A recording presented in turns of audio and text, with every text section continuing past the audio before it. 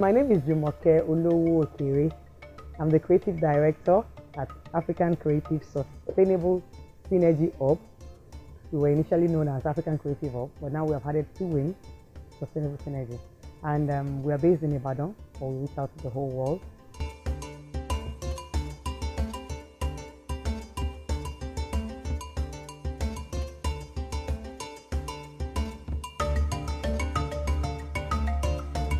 We are a social enterprise company on a mission to create a sustainable world without waste. And we do this by education, by upcycling. We want to show people how to convert their waste into wealth. We want to let people realize that waste is actually not a waste, but waste is wealth. And so we don't want to talk, we want to show.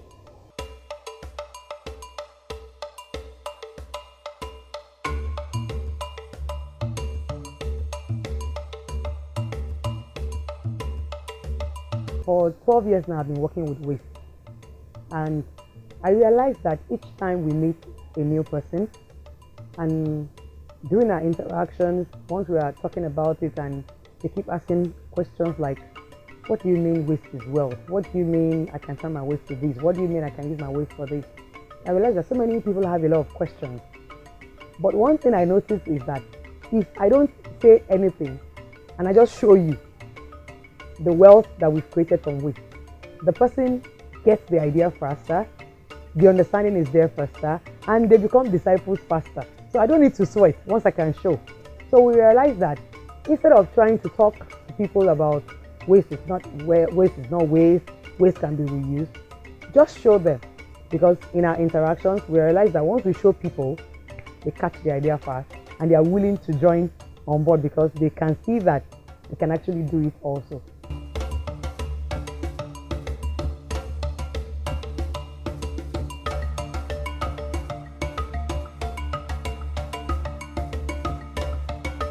So then I asked myself, I said, can there be a space where we can create different works of art from waste and the people can come in and see, so that more people are coming in to see, and then the message is passed across faster and we can all together. There's this prediction I read about recently that said by 2050 there will be more plastic in the ocean than species. It means that we are counting down. If I don't do something about it urgently, you don't do something about it urgently, then that disaster is going to happen to us. And the earlier we join this train, the better. And the more people that are on this train, the better. So I started looking for waste museum, and I realized that there is no waste museum anywhere. There's no place that is dedicated to waste, that people can come in and see waste in their natural form and see waste in their finished product.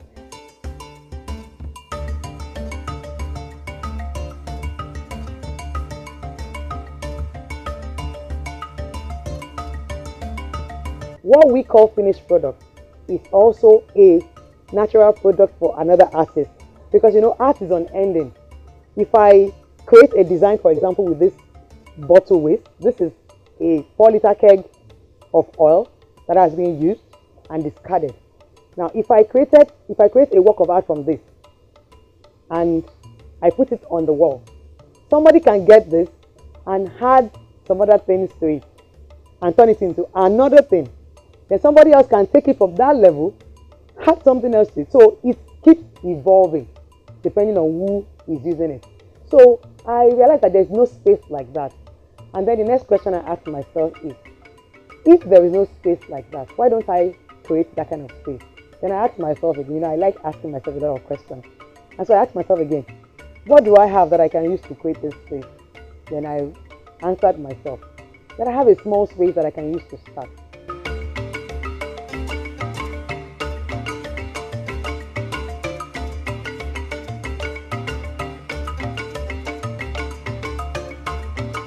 The vision of the Waste Museum is very big, like on a community, like a 20-acre, 30-acre land. But I have less than a plot. And I said, okay, you know what? Let me start with what I have. So I have the skills, I have the space. Let me start. Then it can grow. So that when you come in and you see what we can do, then you can say, oh, I want to go and do this, and then it will keep growing. And so that was how we came up with the idea of the Waste Museum. And we have been working on it, and we are still working on it till now.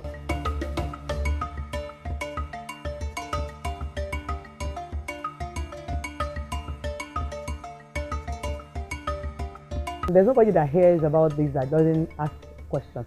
Now it's like an icebreaker. You heard about it and here you are. If we didn't do this, I won't meet you and you will not be here today.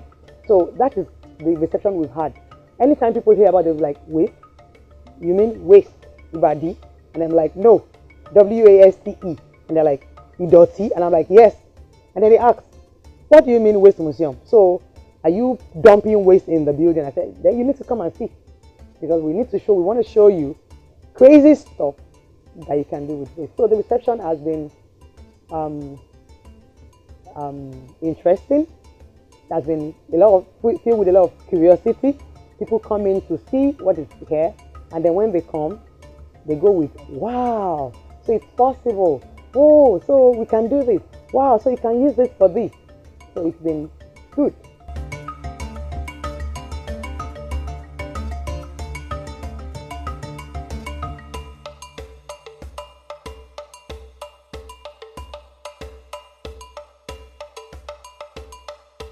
There's nobody that will come here that your lives will not change. It's not possible. I've not seen anybody that comes to the Waste Museum and they don't go home with something. And guess what? Because it is not just about the waste, like this center is supposed to be a showcase. What our mission for this place is for you to see circular economy practically. That is, now, circular economy is an economy whereby there is no waste. Presently now in the whole world, many people in the world are using linear economy. So it is straight down. You produce the material, you use the material, then you discard. Example, you bought a bottle of drink, you take the bottle of drink, and then with your own hand, you throw the bottle of drink away. And do you know that the bottle of drink you bought, the liquid content is like less than 40%. The container costs like 60% of the price you paid. So let's assume that you paid 200 naira for your bottle of drink. The liquid content that you just finished taking is just like 40 naira. The container is 160 naira. So if you take that bottle of drink and you continue with the linear economy by taking the bottle of drink, drink it, and then you throw it away, by yourself, you have just thrown 160 naira away from your hard-earned money. But imagine a circular economy whereby you have that product, you finish using the product, then you ask yourself, what else can I do with this product? And we brought a simple solution, and we call it our 5 R's and a U. So reduce, reuse, recycle, refuse, repair, and upcycle. So with these 5 R's and a U, you can ask yourself, this product that I just finished using, what can I use it for? What else can be done with it? Instead of me using my hand to throw it away. So then you start thinking. So if you pick out of any of these 5 R's and a U, whichever you do, it means that your waste is going up again. You are reusing it, so it's going back. So it is not wasted. So it is a zero economy. And that is what we run at the Waste Museum.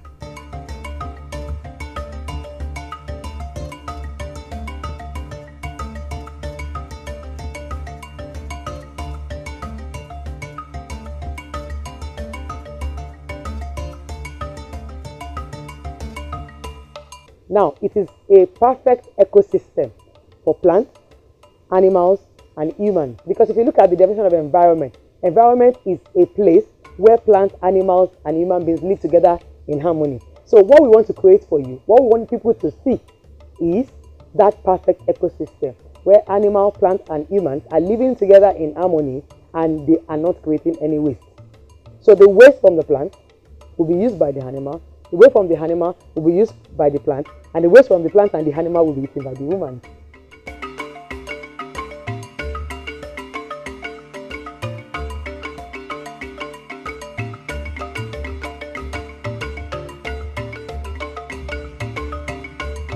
My vision is for it to be turned into a tourist center in a community like minimum of 20 acres, where we will even have residents, we'll have universities, we'll have hotels, we'll have rooms, we'll have halls, and people can come in and experiment and explore and be innovative around the waste that human beings generate.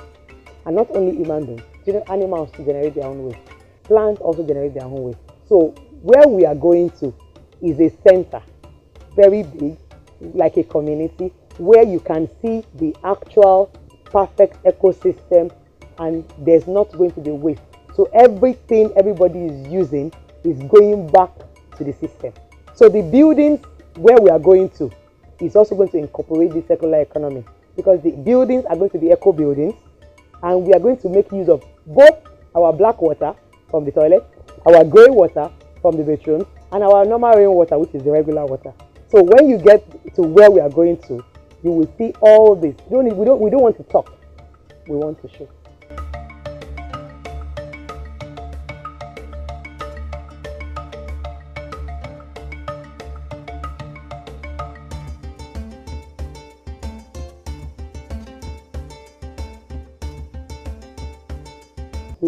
We have different programs that we do in primary school, in private schools, and we also have interns that come in, and we also have people that come in here for excursions, and depending on what they pick, they can pick just for the tour, or they can pick a workshop. If it is a workshop, it means that they're going to sit down and actually practice. They will take a particular waste. Sometimes we ask them to come with waste as part of their payment to coming into the waste museum. So they turn that waste. We teach them, we show them, we empower them with the skill, because we are also a school, we train. So we empower them with the skill that is needed to convert that particular waste into wealth, into works of art that they can take back. So sometimes when they do that, then they donate to the waste museum. So some of the arts you see here are some that I made by myself, some of the ones that our students make from school. And then we also have a competition. We started a competition 2 years ago. We call it Creative Eco Summer, Creative Eco and Day Competition. It is in secondary schools and primary school, in public and private school, and they are supposed to explore waste, any form of waste, in 3 categories. So we have fashion, we have art, and we have science. So each of the students will go into their own community, pick up any waste of their likeness, and then turn it into either a work of art, or in science, or in fashion. And so they come in and showcase their work. We had the first edition that came in 2019, and then 2020 we couldn't do it because of COVID. And so 2021 we are not going to do it again, and then we'll start again, after everything has normalized by the grace of God in 2022. So some of the works that they do, they donate to the waste museum. But everything you see here, most of the artwork you see here are all from waste, apart from the structure, apart from the building.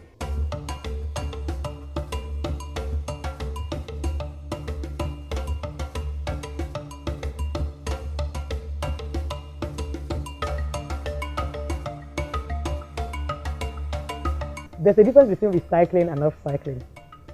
So recycling involves converting that waste into another product, and it requires the process of machine.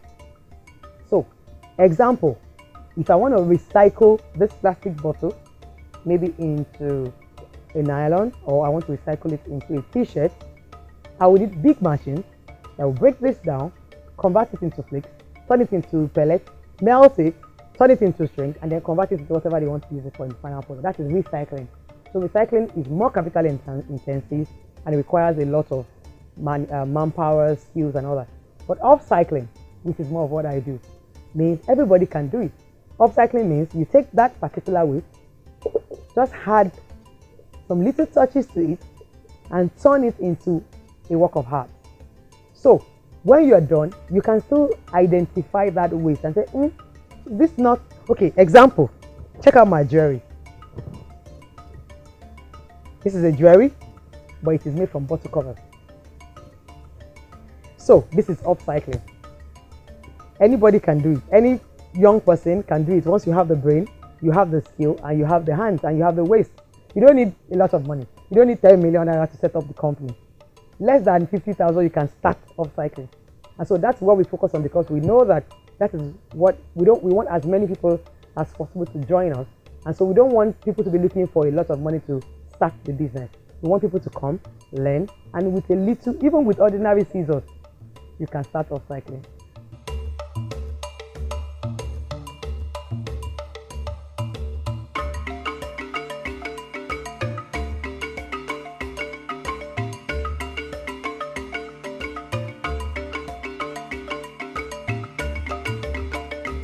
I didn't do this in school. It actually started in my kitchen.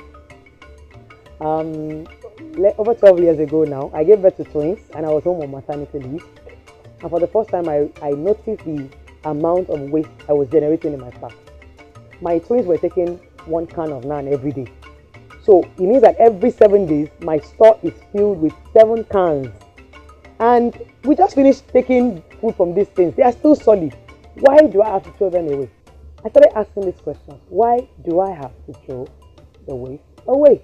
And that question led me to becoming an artist, because I kept asking questions. And then I realized that the fastest and easiest way I could convert each of these waste to is to turn them into a work of art. I know art is very versatile. Art is very wild. You can keep working on a particular product, and as soon as you work on it one step, somebody likes it already. And then somebody else will say, oh, I can add this to it. And so it started evolving. So what I did initially was to gather all the materials together, started experimenting, because all this is a new field. Ecopreneurship, as far as I'm concerned, is new because we don't have any manual. We are the one coming up with the manual every day, working trying a trial and error. We'll fail today, we'll bounce up, we'll learn from the mistakes of the failure, and then we'll, work it again tomorrow. So it's a new field. And we have some artists already that are trained, that are beginning to come into waste now. They were artists before. They went to school to go and learn how to do artwork. But now that we started talking about waste, they are also getting interested. So I have a couple of them that are also my friends now, that because they met me, they started infusing waste into their own art materials also. So the more people that can incorporate waste into whatever they do, then the less waste that will end up in the ocean or in the landfill.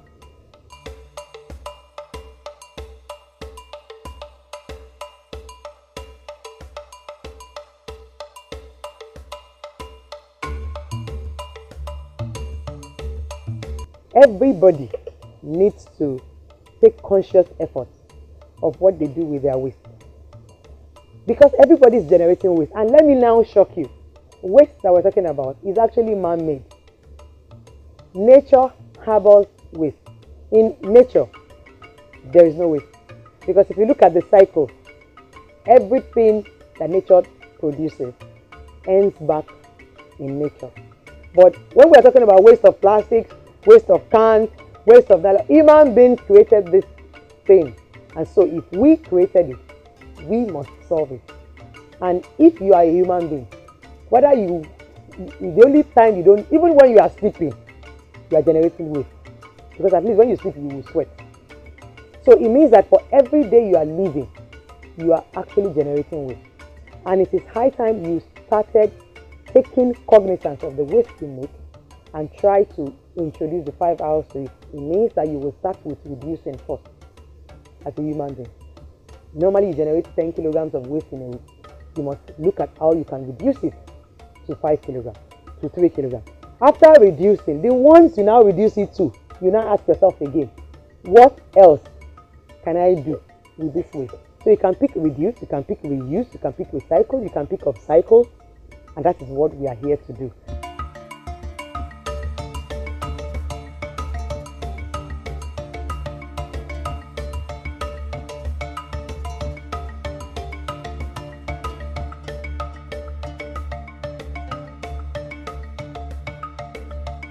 For as many people that can join us, what we want to achieve is that once you come to our hub, you take it back to your own space, because we don't have to come to your own space.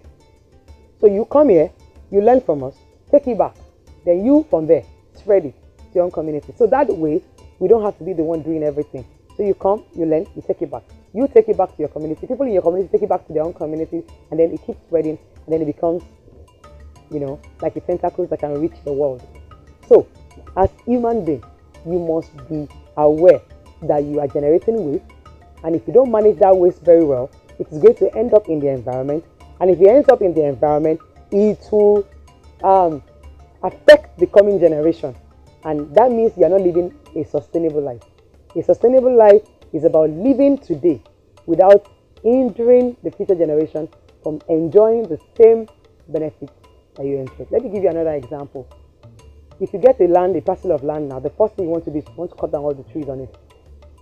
those trees that you've just cut down, somebody, your forefather, your grandfather, your great-great-grandfather planted those trees 30, 40, 50 years ago, and that is why you can say, oh, this is a tree. And then you cut it down, and then you don't plant another 10. Not even 10, not even, at least plant another. For every tree you cut down, you must plant 20. Because it's not all the 20 you planted that will survive.